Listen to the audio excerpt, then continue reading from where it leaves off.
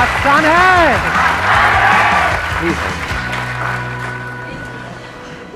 Love you sir. Love you too. Sir big fan, sir big fan. बाकी सब यहाँ time pass के लिए आए। तो क्या चाहते हैं आप, क्या होना चाहिए आज के सेशन में? What do you guys want? सबसे पीछे उनको देना माइक।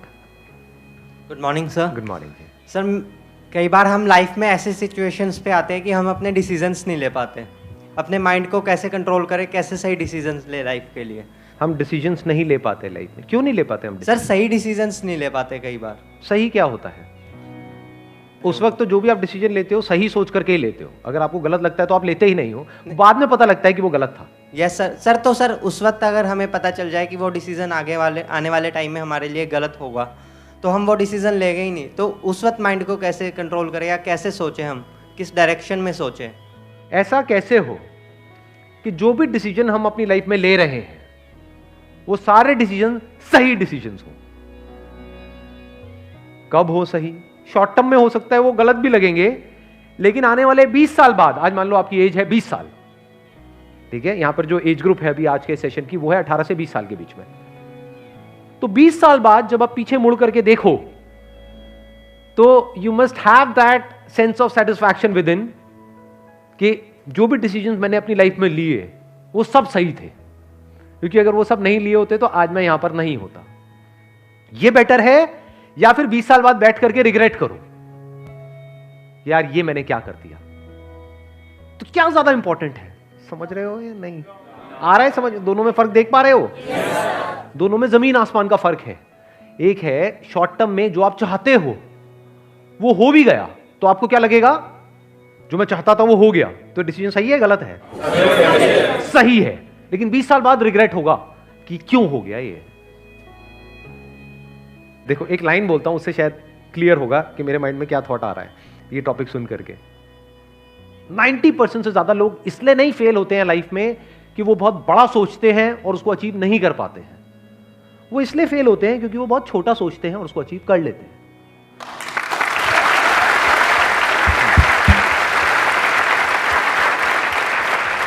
यानी लोग लाइफ में इसलिए नहीं फेल होते हैं कि जैसा मैंने चाहा वैसा नहीं हुआ। 90% लोग इसलिए फेल होते हैं जो आपने चाहा वो हो गया, क्योंकि चाहा ही इतना सा।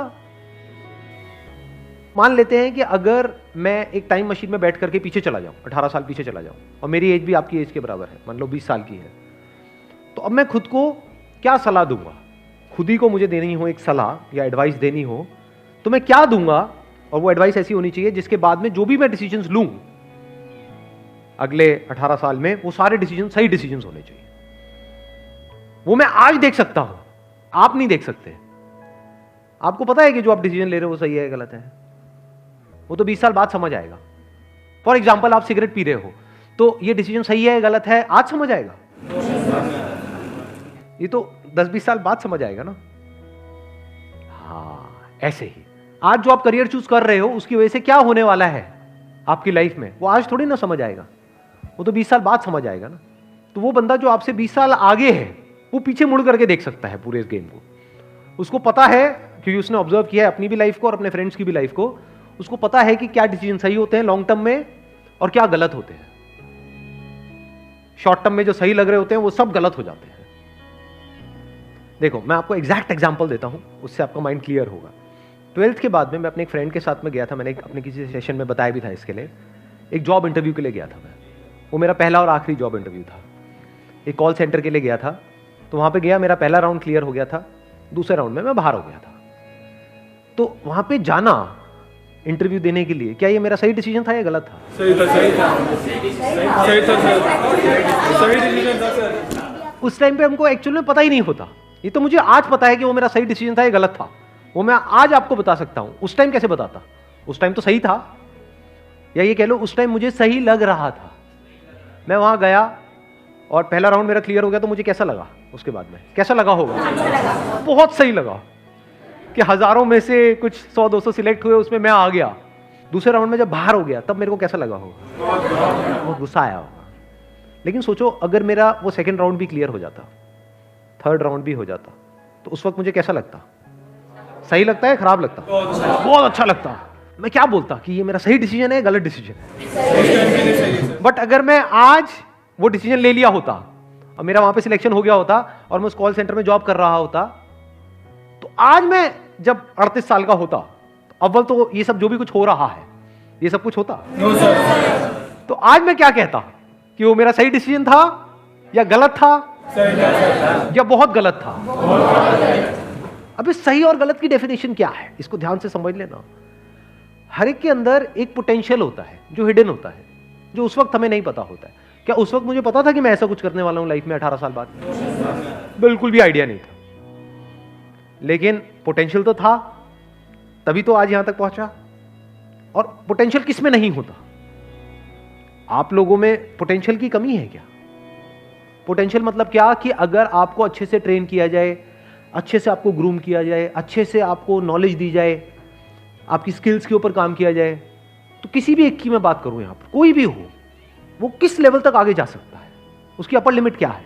सर जितना वो चाहे। जितना वो चाहे, या ये कह लो जितना वो चाहे उससे बहुत ऊपर। क्योंकि क्या चाहते हो आप? मैं उस वक्त क्या चाहता था कि कहीं से 10-12 हज़ार रुपए की नौकरी लग जाए, इतना ही तो चाहता था। कितना चाह सकते हो आप? जो आपका लेवल है आज, अगर आप इस लेवल पे हो तो आप मैक्सिमम यहां तक चाह सकते हो, यहां थोड़ी चाह लोगे।